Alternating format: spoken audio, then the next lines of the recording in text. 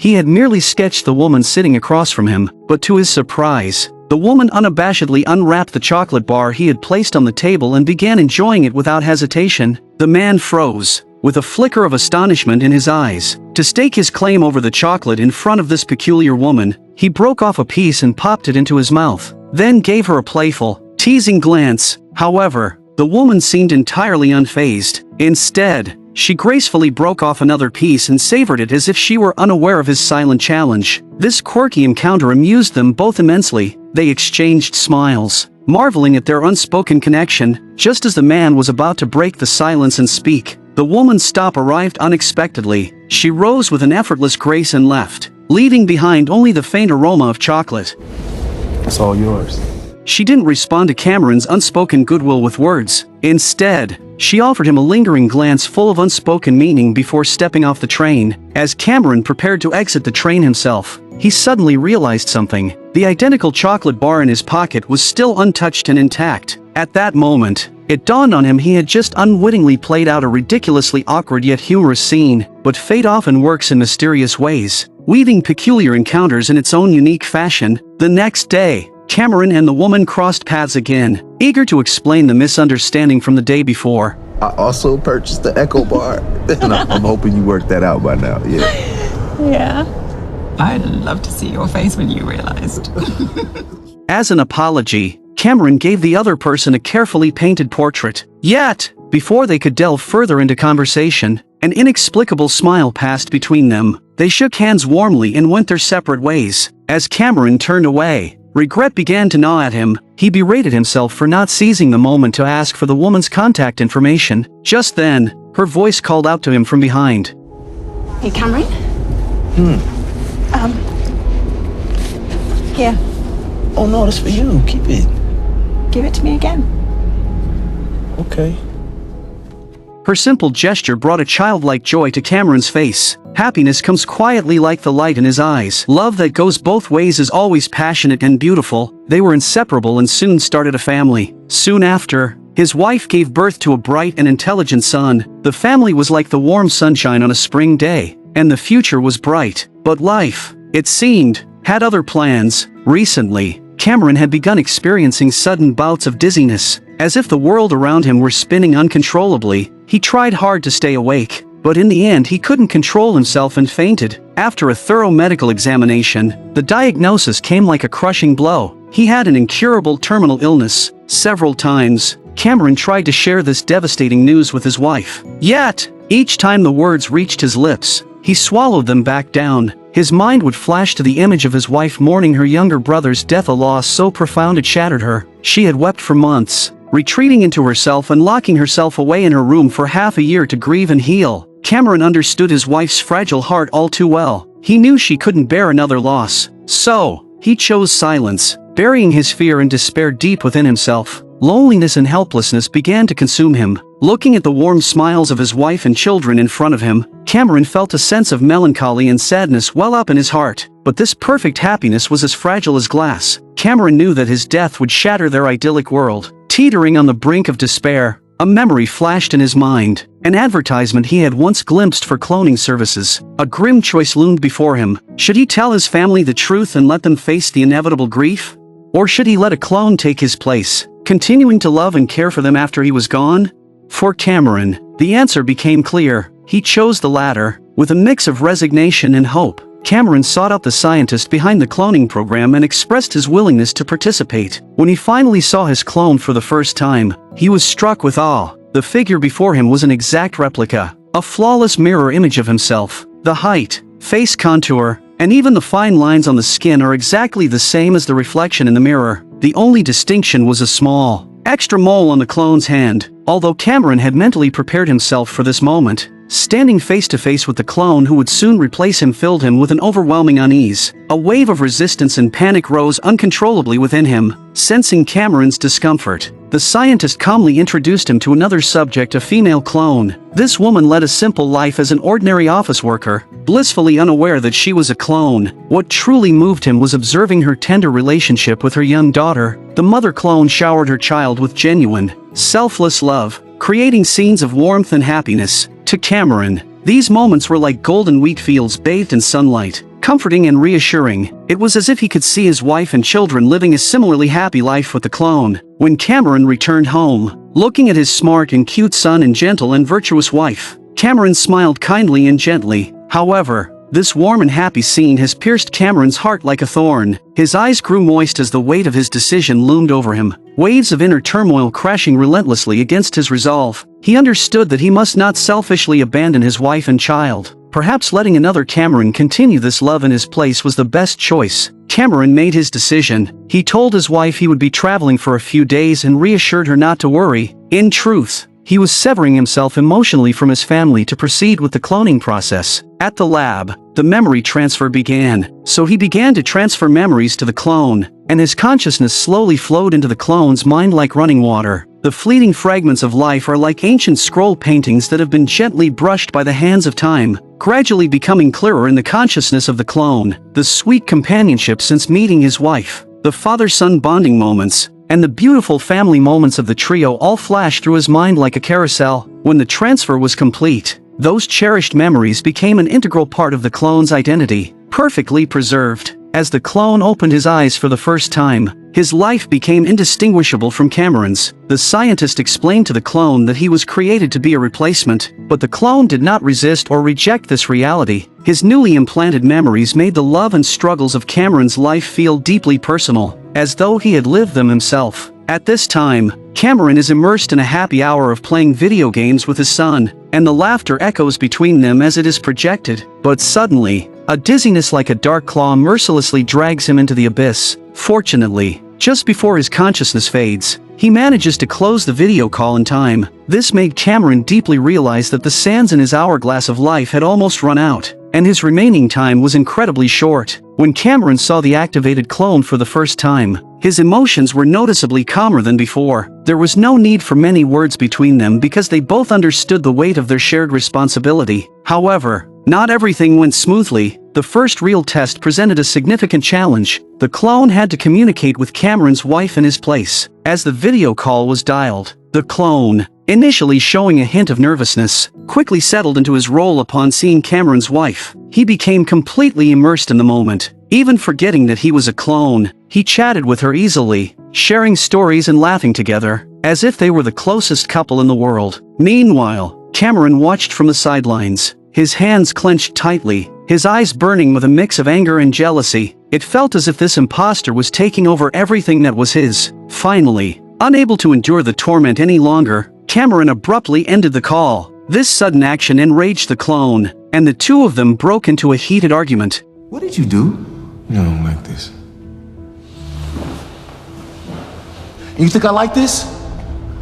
Talking to my wife under a spotlight? She's not your wife! Their words were sharp, emotions running high, as they unleashed their frustration and fury at each other. But in the midst of their fight, Cameron's illness struck again. The clone, shaken back to his senses, began to feel guilty. He realized that he was just a replacement, but for a brief moment during the call, he had forgotten his identity as a clone. This experience, however, made them both understand that they were intrinsically tied by fate, bound as a shared entity. The doctor reassured the clone, explaining, "This isn't your fault. You don't just have Cameron's memories, you also carry his emotions and experiences. At this moment, you are Cameron. There is no real separation between you two." When Cameron regained consciousness, the clone approached him to apologize. Deep down, both of them knew they weren't entirely ready for this transition. As the moment of his replacement loomed closer, Cameron felt a powerful urge to go back and say a final goodbye to his wife and child. But just as he arrived home and prepared to step inside, his illness struck again. He felt a dizzying wave overwhelm him,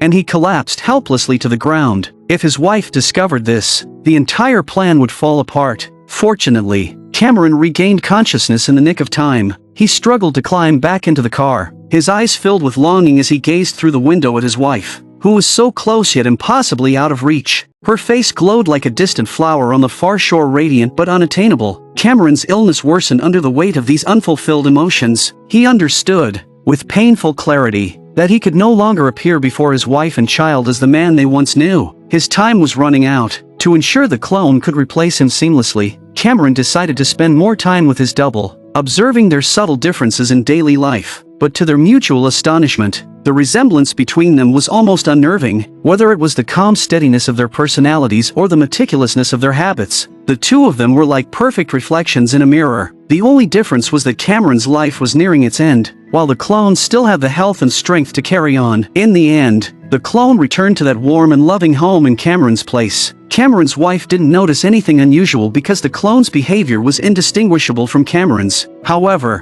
when they embraced, the family dog began barking incessantly. Perhaps, in the dog's eyes, the clone could never truly replace its real master. Despite the dog's reaction, Cameron's wife didn't suspect a thing. She was overwhelmed with joy, completely immersed in the happiness of the moment. The real Cameron, meanwhile, could only watch his family from a distance. Through the lens of the clone's glasses, he gazed at his wife and child's smiling faces, and a faint smile unknowingly formed on his lips. Yet, in the next moment, a shadow clouded his heart. He could only linger in the background, mourning the happiness that should have been his. I couldn't lose you, Cam. I couldn't live. At first, Cameron believed the happiness the clone brought to his family would flow like a gentle stream, constant and unchanging. But as time passed, he began to notice subtle changes. The clone was removing its glasses more and more frequently. When Cameron asked the doctor about this, she explained that all clones initially struggle to accept that they are merely replacements. Removing the glasses is part of that process. However, this behavior also signals that the clone is beginning to fully integrate into its new life. Despite the unease and confusion that churned in Cameron's heart, the sight of his wife and child's happiness compelled him to swallow his doubts and dissatisfaction. He chose to endure, to sacrifice his own feelings for their sake. But the undercurrent of unease was always there, quietly building, waiting to break through the surface. One night, that unease manifested as a terrifying nightmare. In his dream, Cameron saw the clone raising its hand against his wife in anger. He woke up in a cold sweat, deeply shaken. Unable to put his mind at ease, Cameron decided to escape the lab and secretly visit his family. On the journey, he wrestled with his emotions, wondering how he could keep his growing fear and pain under control. When he finally reached his home, he didn't dare approach his wife and child directly. He feared that if he and the clone appeared together, all their careful plans would unravel. Cameron crept into the study instead. On the desk, he saw a beautiful drawing created by the clone. As he studied the artwork, Cameron realized that such a masterpiece could only come from a calm and stable mind. He sat quietly on the sofa, and the scroll in front of him seemed to be a world that was both real and distant. His thoughts wandered within it, unable to escape them. Then he opened the computer and found videos of his wife and child, filled with laughter and joy. These were moments he had never seen through the lab's surveillance monitors. As he watched the scenes of happiness unfold, Cameron felt his doubts and worries begin to fade. When he read through the clone's conversations with his wife, he found heartfelt words, tender care, and a love so genuine it left no room for doubt. In that moment, Cameron came to a profound realization. The clone had been loving his wife on his behalf all along. Suddenly, the clone appeared behind him. As their eyes met, a surge of complicated emotions flooded Cameron's heart. He had expected anger or reproach for his selfishness and audacity, but to his surprise, the clone's gaze was filled with complete understanding and acceptance. Not only did the clone not drive him away, but he also offered Cameron a chance to say his goodbyes. Just then, their dog ran into the room. Seeing two identical versions of its owner, the dog seemed briefly confused. Fortunately, it didn't bark. After swapping clothes with the clone, Cameron tiptoed into his son's room. He gently woke the sleeping child, and together, they went to the living room to share some snacks. The clone silently watched from a distance, his heart filling with deep sympathy for Cameron. What seemed like simple, everyday moments were treasures beyond reach for Cameron. The boy was lost in the joy of the moment, unaware that this was his father's final goodbye. His radiant smile warmed Cameron's heart like sunlight, but that same smile was a double-edged sword, bringing both joy and a piercing ache. Cameron studied his son's face intently, his eyes filled with love and sorrow. He knew he wouldn't be there to see his son grow up, attend his graduation, or celebrate his wedding. In his heart, he was preemptively celebrating all the milestones he'd never witness. Even his breaths were trembling with emotion. After his heartfelt farewell to his son, Cameron went to the bedroom to see his wife. He embraced her tightly, pouring all his love and longing into this one final moment of closeness. Sensing something unusual, his wife didn't press for answers. Instead, she gently reassured him, telling him everything would be okay. Cameron asked her if she was happy with their life now, and she nodded firmly. Relief washed over Cameron. And for the first time in a long while, he smiled genuinely. His eyes were filled with deep affection as he gazed at her. How he wished time could freeze at that moment. Memories of their life together played like a silent film in his mind. He hated the fact that his love for his wife had vanished with the wind, and that he could not be with her until the end. He was also glad that he would never have to see his wife show her grief again, because not only did a clone fill his place, but that person also perfectly maintained the existing happiness of his wife and children. Before leaving, Cameron solemnly handed the clone a meaningful ring. This gesture symbolized Cameron entrusting everything to the other version of himself. He said nothing more because he knew the clone would love and protect his family with all his heart, just as he would. In the end, they shook hands and parted ways, reconciling and completely withdrawing from each other's lives. Not long after, the doctor informed Cameron that the clone's memories of being a replacement had been completely erased. He's now fully restored to being the version of you before your illness, the doctor explained. Cameron didn't feel much emotion after hearing this, because this was exactly the result he wanted. To Cameron's surprise, the doctor added that the clone had left him a gift before the memory wipe. It was a recording about love, about the wife's genuine feelings of love for you. Babe.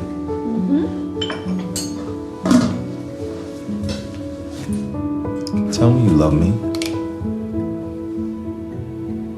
I love you.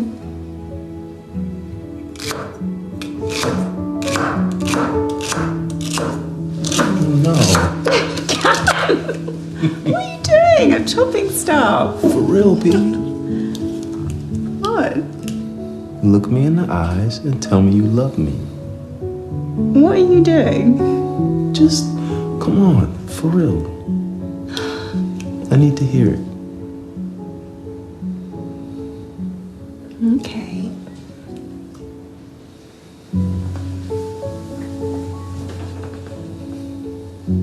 I love you, Cameron Turner. Always have. And always will.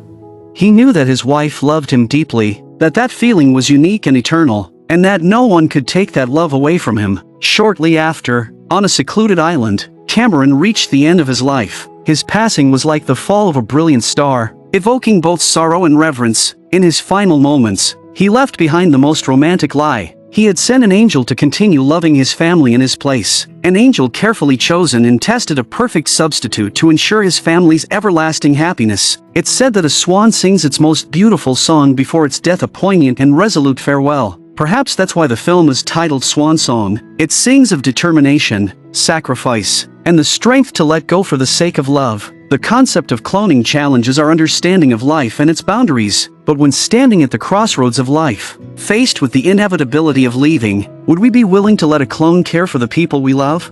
Watching oneself be replaced is undoubtedly painful, but for love, would we choose to let that bond continue, even through another version of ourselves?